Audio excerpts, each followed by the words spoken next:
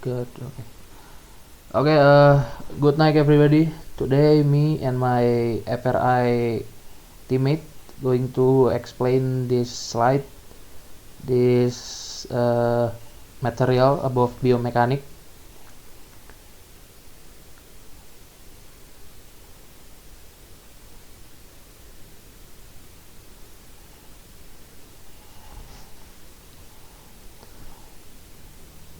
Okay, first we have the first slide. This is the definition and the definition of biomechanics, and Ahmad will explain this one. Thank you. What is biomechanics? The definition in my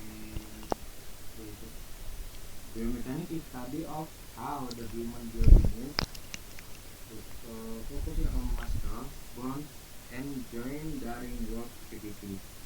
It helps design job, the work, physical capabilities to reduce fatigue and prevent injuries. The objective: prevent problem that can cause injury to both. It is musculoskeletal disorder or MSDS. The cause: improvement of manual working condition. This is minimize the risk of musculoskeletal disorder. Improving organizational perform efficiency with quality worker and satisfaction.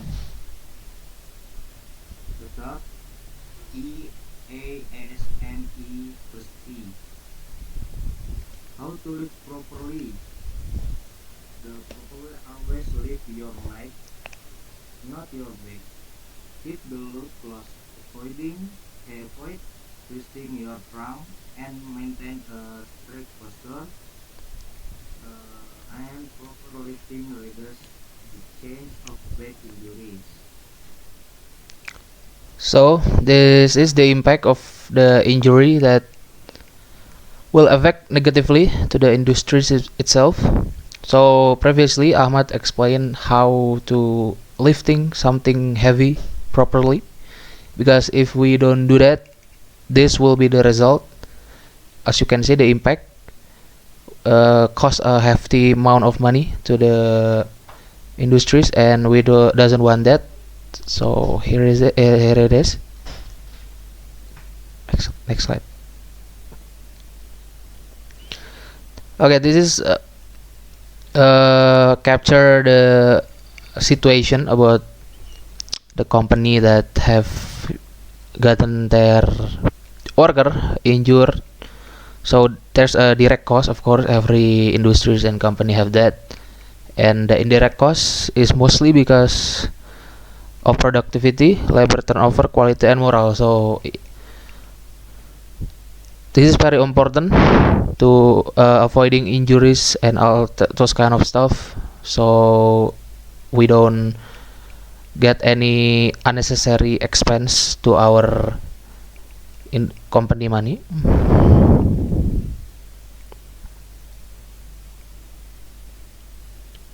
Next.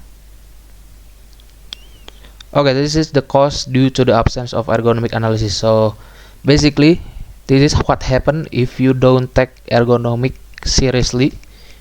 So first of all, we have less production output, of course, increased lost time, higher medical costs, increased absenteeism, higher material costs, low quality work, injuries, sprain, strains, increased probability of accident and error, and increased labor turnover. So basically, if you don't take the ergonomic of your worker seriously, their work going to take a hit and affect negatively on the output of the production of the, because they doesn't feel comfortable going doing what they paid for, thus resulting in a less favorable product. And of course, we're going to lose more time too, because naturally, when you're not comfortable doing thing, you're going to take more time doing it because you don't feel like it. And then of course higher medical costs because there going to be a lot of incident and injury that going to happen to the worker. And then increase absenteeism, so maybe a lot of worker will just not going to work altogether because they don't feel comfortable in that place. Higher material costs, again the product of the previous problem, like less production output resulting in increased lost time, which is resulting in a higher material cost. Low quality work, again the same as the previous point. Injuries, sprains, strains, increased probability, accident error, increased labor turnover. So the company need to keep changing worker because all the employee will just leave because they don't feel comfortable or safe in that environment.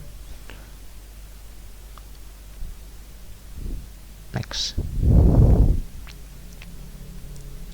So this is the basically the rough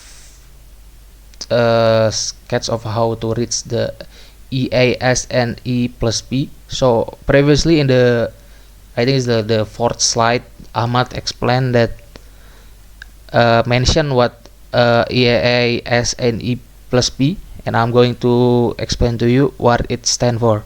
So E is basically effectiveness, and A is comfort, the S is safety, the N is going to be health, and the E again is efficiency, and P is productivity. So how do we achieve all these things?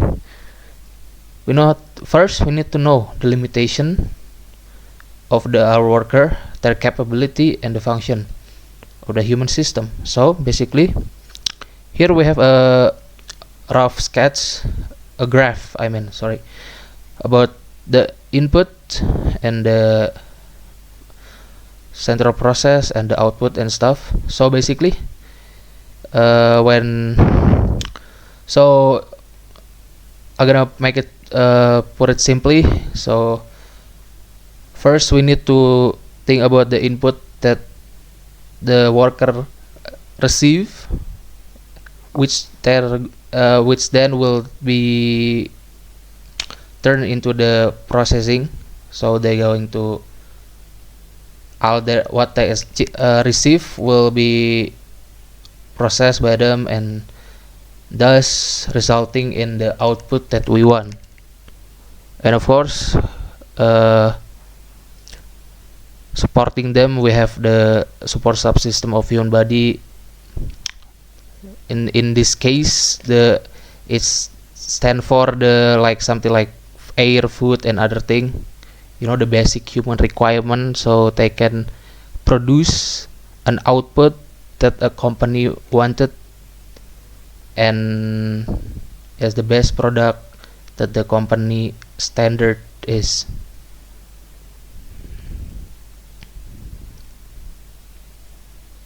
Next slide. Yeah. So I'm continue from Arya Satya and Ahmad, by the way. So I is musculoskeletal system.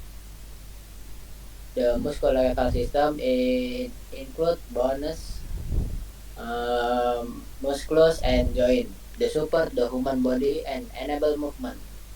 Understanding the system help us analysis how tasks affect physical strength and how to design better work posture. Your next.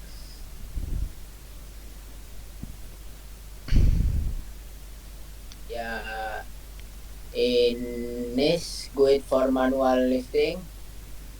NIS NIS developed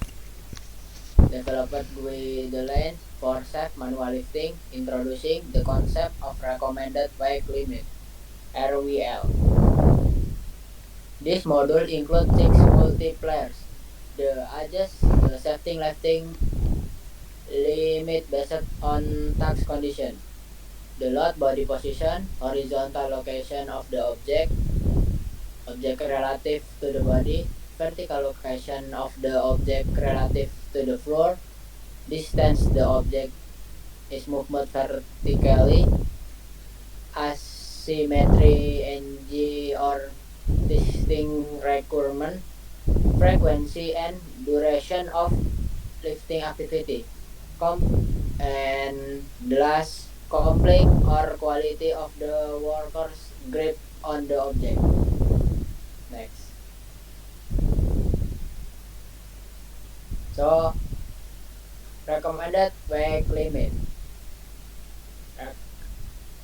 RWL. RWL, the 6 multiplier are horizontal multiplier. Horizontal multiplier is distance of the load from the body. Vertical multiplier is height of the lift. Distance multiplier, vertical travel distance. Asymmetry multiplier is degree of trunk rotation during lifting. Frequency multiplier, how often the lifting task in performance. Complex multiplier, quality of the grip between the hands and the object. Next. So in horizontal multiplier,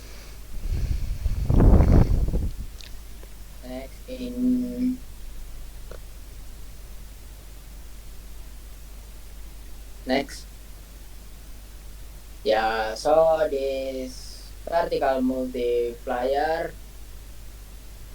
next, from distance multiplier, asymmetry multiplier, frequency multiplier, and the last coupling multiplier.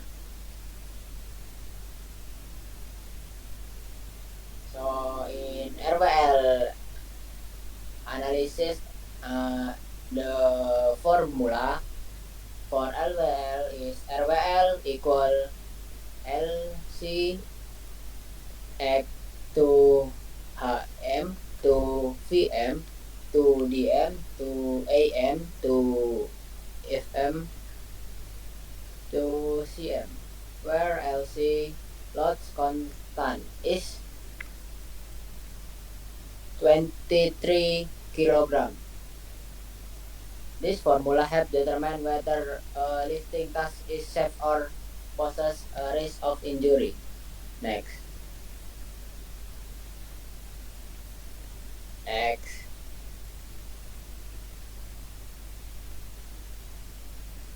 Next. Next. Yeah. I think that's all from our presentation and explaining these materials.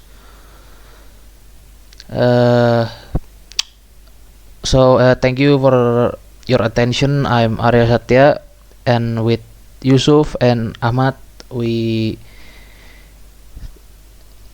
selesai dah intinya.